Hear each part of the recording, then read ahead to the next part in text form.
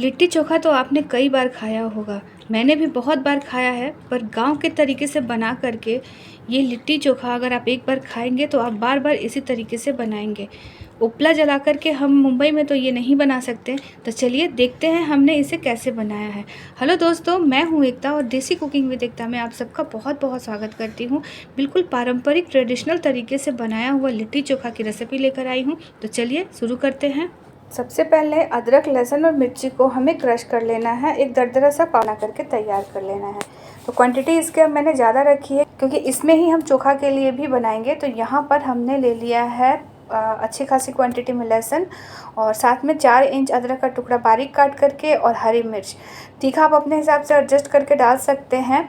और लहसुन जब भी आप लिट्टी और चोखा बनाएं तो अदरक लहसुन की क्वांटिटी है वो ज़्यादा रहती है, तभी टेस्ट बहुत ही अच्छा आता है। अब हम इसे क्रश कर लेंगे, तो एक साथ हमारा 2 काम हो जाएगा। चोखा के लिए भी तैयार हो जाएगा और साथ में हमारा सत्तू के लिए भी ये अदरक लहसुन और मिर्ची का पेस्ट तैयार हो जाएगा। यहाँ पर हम एक बाउल में ले लेंगे सत्तू। चने का सत्तू लिया है मैंने, मार्केट में इजीली ये मिल जाता है। और अब हम इसमें आधा क्वांटिटी डाल देंगे अदरक लहसुन और मिर्ची जो क्रश करके रखा था, आधा हम इसमें डाल देते हैं। और ये जो आधा है ना, इसे हम बचा करके रख लेते हैं चोखा के लिए। तो चलिए इसे हम पहले साइड में करते हैं और स्टफिंग बनाते हैं पहले। साथ ही में मैंने यहाँ पे डाला है मंगरेला, आधा छोटा चम्मच मंगरेला डालिए। साथ में अजवाइन डाल दीजिए 1 चम्मच के करीब। साथ ही में डाल देती हूँ स्वाद अनुसार नमक, और नमक के साथ यहाँ पर मैंने लिया है काली मिर्च। काली मिर्च को कूट करके डालना है दरदरा। अब हम यहाँ पे 2 से 3 चम्मच सरसों का तेल ऐड कर देते हैं। तो याद ध्यान रखिएगा, हमें इसमें सरसों का तेल ऐड करना है। साथ में हम डाल रहे हैं अचार। आम का अचार घर का बनाया हुआ है, अगर आप चाहें तो मार्केट का भी यूज़ कर सकते हैं। और यहाँ पर मैं आधा टुकड़ा करीब नींबू डाल देती हूँ। नींबू डाल करके इसके अच्छे से हमें मिला लेना है। अगर आप चाहें तो नींबू स्किप करके सिर्फ अचार का भी यूज़ कर सकते हैं। अचार ज़रूर डालिएगा, उससे इसका टेस्ट बहुत ही अच्छा आएगा। अच्छे से इसे मसल लीजिए और फिर थोड़ा थोड़ा पानी डालिए, हल्का हल्का सा पानी डालना है। 2 से 3 चम्मच ही पानी जाएगा और इसे अच्छी तरह से मसल करके आपको तैयार कर लेना है। और जब ये अच्छे से मसल के हो जाएगा तब आप इसमें डाल दीजिए बारीक कटा हुआ हरा धनिया। तो ये मैंने हरा धनिया डाल अच्छी तरह से मसल करके इसे तैयार कर लीजिए। जितना अच्छा से आप इसे मसल कर तैयार करेंगे उतनी ही टेस्टी हमारी ये स्टफिंग बनेगी। स्टफिंग हमारी तैयार हो चुकी है। तो अब यहाँ पे हम भरता वाला बैंगन ले लेते हैं। तो 2 बैंगन लिया है और साथ में 4 टमाटर है। बैंगन को हमें ग्रीन वाले पार्ट की तरफ से नहीं काटना है, नीचे के साइड से हम इसमें चीरा लगाएंगे। बस हम इसे 4 टुकड़ा में कर देंगे, ऊपर से जॉइंट रहना चाहिए। एक बार कीड़ा वगैरह आप चेक कर लीजिए इस तरह से काट करके। और ये सारा जो हम तैयारी कर रहे हैं ना वो पहले ही करके रख लेना है। और साथ ही में हम आटा भी लगा लेते हैं। तो यहाँ पर हमने आटा ले लिया है, गेहूँ का आटा है। और इसमें ना हम नमक डालेंगे ना तेल, कुछ भी हमें नहीं डालना है। बिल्कुल रोटी का हम कैसे आटा लगाते हैं ना, बिल्कुल थोड़ा थोड़ा पानी डालिए और आटे को गूंद करके अच्छे से तैयार कर लीजिए। बिल्कुल सख्त सा हम आटा बनाएंगे, एकदम कड़क सा आटा हमें लगाना है। अगर ये आटा जो है हमारा सॉफ्ट बनेगा ना तो लिट्टी जो हम तो वो अच्छे से पकेगा नहीं, अंदर से कच्चा रह जाएगा। अभी मैंने आटे को भी अच्छे से गूंद करके तैयार कर लिया है। अब हम इसकी एक लोई निकालते हैं, छोटे छोटे सी लोई निकालिए और सूखा आटा से इसे अच्छे तरह से गोल बना लीजिए। और फिर हम इसे अंगूठे की मदद से हम एक शेप देंगे। तो ये देखिए, हमें बिल्कुल ऐसा शेप देना है, एकदम कटोरी के जैसा। इसे अंगूठे से हमें दबाते हुए इसका एक शेप दे देना है। तो ये मैंने एक शेप दिया है। अब हम इसमें डालेंगे सत्तू का स्टफिंग। तो 1 से 1.5 चम्मच के करीब हम यहाँ पे स्टफिंग भरते हैं। तो ये हमने स्टफिंग डाला और अंगूठे की मदद से हम इसे नीचे की तरफ करेंगे। स्टफिंग जो है हमारा नीचे जाएगा और साइड से हम एक उंगली से आटे को ऐसे दबाते हुए इसे अंदर हम भर देंगे। बस ऐसे ही आपको दबाते हुए कर लेना है। अंगूठे से स्टफिंग को नीचे करिए और साइड से उंगली की मदद से आटे को ऐसे बंद करिए। और इस तरह से बंद करके जो एक्स्ट्रा निकलेगा वो निकाल करके वापस से इसे आप एक अच्छा सा गोल बना लीजिए, इस तरह से हाथों पे रख करके। तो ये हमारी एक लिट्टी स्टफिंग के साथ तैयार हो चुकी है। तो बस ऐसे ही सारे लिट्टी को हमें भर करके तैयार कर लेना है। और चलिए अब हम सारा भर करके तैयार कर लेते हैं और साथ ही में हम देखते हैं हम इसे कैसे पकाएंगे। तो यहाँ पे हमने एक लोहे का हवन कुंड जैसा है, उसमें हमने इसे बनाया है लकड़ी का कोयला जला करके। अगर आपके पास नहीं है तो आप लोहे का कोई बड़ा सा बर्तन या गमले का यूज़ कर सकते हैं। तो हमारे पास ये हवन वाला पड़ा था, हमने इसमें ही बना लिया है इसे। ध्यान से करिएगा, आप हाथ अपने संभालते हुए इसे आप सेफ्टी के साथ करिएगा। अगर आप इस पे ऐसे नहीं बना सकते हैं तो आप इसे गैस के ऊपर भी बना सकते हैं। उस वीडियो मैंने पहले शेयर किया हुआ है, उसका लिंक मैं डिस्क्रिप्शन में दे दूँगी, आप वहाँ से देख सकते हैं। तो इस तरह से अच्छी तरह से ध्यान से बचाते हुए आप इस पे सारे ये जो हमारा टमाटर और बैंगन है वो हम इस पर रख देंगे और इसे हमें अच्छे से पका लेना है। एक साइड से पकने में करीबन 3 से 4 मिनट का समय जाएगा। अच्छी तरह से आपको घुमा-घुमा करके इसे पका लेना है। तो मैं आगे भी आपको दिखाती हूँ पकाते हुए कि ये कैसे हम इसे पका सकते हैं। तो ये आप एक साइड से देख सकते हैं, मैंने एक साइड से पलट दिया है। एक साइड से ये अच्छे से पक गया है। एक साइड से पकने में इसे 4 से 5 मिनट का समय जाएगा और धीरे-धीरे इसे पकने में समय लगेगा। बहुत थोड़ा टाइम लगता है, पर इसका जो स्वाद आता है ना, मैं आपको बता नहीं सकती। आप बनाएँगे और खुद से ही टेस्ट करेंगे तो इसका टेस्ट का आपको अंदाज़ा लग जाएगा कि ये कितना बेहतरीन लगता है खाने में। आप देख सकते हैं एक साइड से ये बैंगन अच्छे से पक चुका है। अब हम पलट करके इसे दूसरे साइड से रख देंगे। सेम उसी तरह से हमें टमाटर को भी पलट-पलट करके रख देना है। एक साइड से देखिए पक चुका है, तो दूसरे साइड से हम इस तरह से टमाटर भी पका लेंगे। अगर आप चाहें तो यहाँ पर आलू भी रख कर के पका सकते हैं। मैंने आलू को प्रेशर कुकर में बॉईल कर लिया है।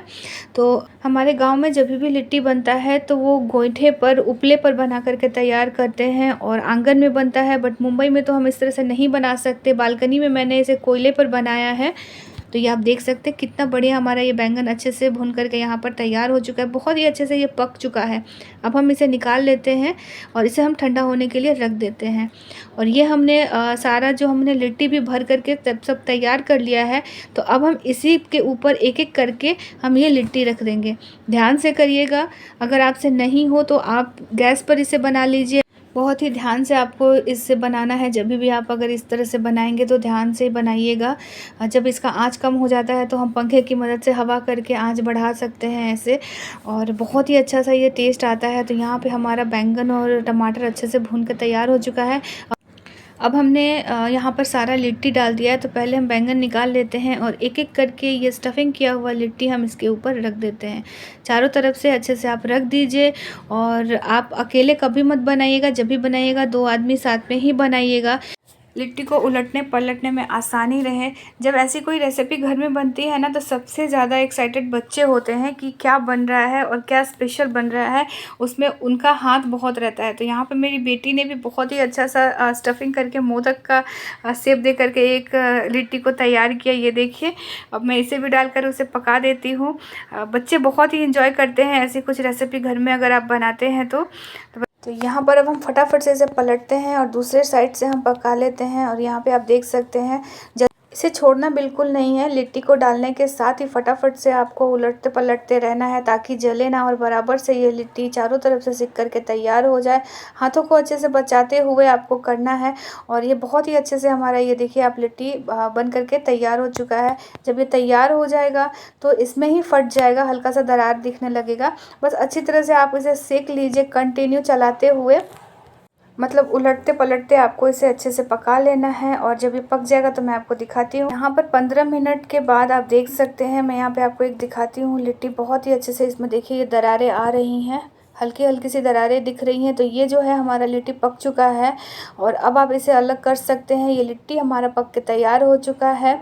तो बस थोड़ा सा अगर आपको लगे कहीं से कच्चा है तो उस साइड से रख करके आप इसे पका लीजिए। बस हल्की सी दरारें दिखने लगती हैं लिट्टी जब हमारा अच्छे से पक जाता है।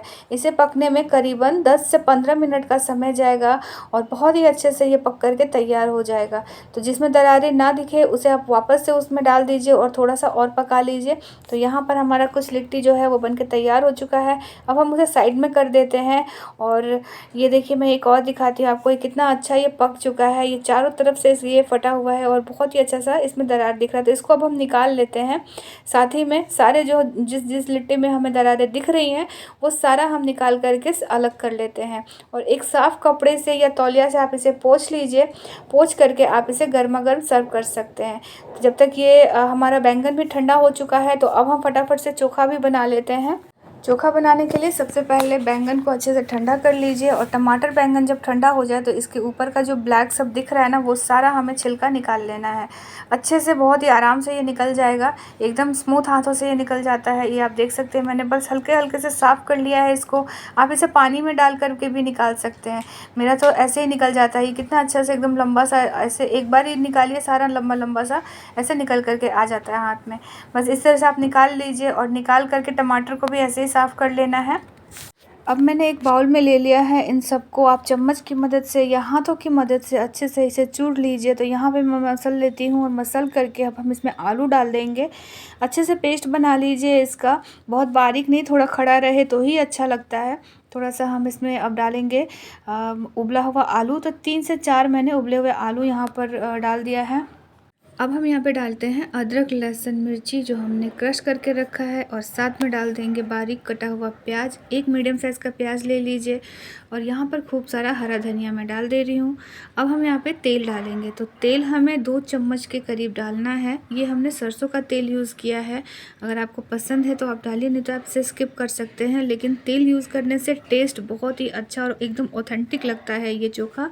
तो ज़रूर आप तेल इसमें ऐड कीजिएगा। तेल डाल देती हूँ। तेल डालने के साथ हम इसमें डालेंगे स्वाद अनुसार नमक। तो ये मैंने डाल दिया नमक। अब अच्छे से इसे मिला लीजिए और मिलाने के साथ यहाँ पर आप एक बार नमक टेस्ट कर सकते हैं। और ये हमारा जो चोखा है बनके तैयार हो चुका है। इधर हमने लिट्टी भी अच्छे से सेक लिया है, सारा लिट्टी भी हमने सेक करके तैयार कर लिया है। अब हम इसमें घी लगाएंगे, या तो आप थोड़ा थोड़ा करके घी लगा सकते हैं। और ये देखिए कितना बढ़िया से ये हमारा जो लिट्टी है ना, वो पक करके कितना बढ़िया दरारें दिख रही हैं। सारी लिट्टी हमारी तैयार हो चुकी है। अब हम इसमें घी लगाते हैं। तो एक कटोरी में रख करके घी डिप करके आप इसे सर्व कर सकते हैं, या फिर इसे 2 टुकड़ों में करके इसके ऊपर से चम्मच से आप घी डालिए और फिर चोखा के साथ इसे एंजॉय कर सकते हैं। बहुत ही हेल्दी रेसिपी है, बहुत ही टेस्टी रेसिपी है। आप एक बार ज़रूर बनाइए और इस रेसिपी को ट्राई कीजिए और कैसा लगा कमेंट्स करके ज़रूर बताइएगा। तो एक एक करके हम सारा लिट्टी में जो है वो घी लगा करके तैयार कर लेते हैं और गर्मा गर्म हम इसे सर्व करते हैं। तो चलिए, मैंने इसे सर्व किया है चटनी चोखा, साथ ही में प्याज का अचार है और गर्मा गर्म सत्तू की लिट्टी हमने बना करके तैयार किया है। कई जगहों पे इसे बाटी चोखा भी कहते हैं और ये बहुत ही हेल्दी और टेस्टी सी ये रेसिपी है। आप सब ज़रूर ट्राई कीजिए और अगर पसंद आए तो लाइक शेयर सब्सक्राइब भी कीजिएगा। साथ ही साथ बेल आइकन भी दबाइएगा और वीडियो को अपने फ्रेंड और फैमिली मेम्बर के साथ ज़रूर शेयर कीजिएगा। और कमेंट्स करिए कि आपको ये रेसिपी कैसी लगी। आप अपने घर पे किस तरह से ये लिट्टी चोखा बनाते हैं, आप कमेंट्स में ज़रूर बताइएगा। और अच्छी लगे तो प्लीज़ एक लाइक ज़रूर कीजिएगा। फिर मिलती हूँ ऐसी ही एक टेस्टी सी रेसिपी के साथ। तब तक अपना बहुत बहुत ध्यान रखिएगा। Bye bye.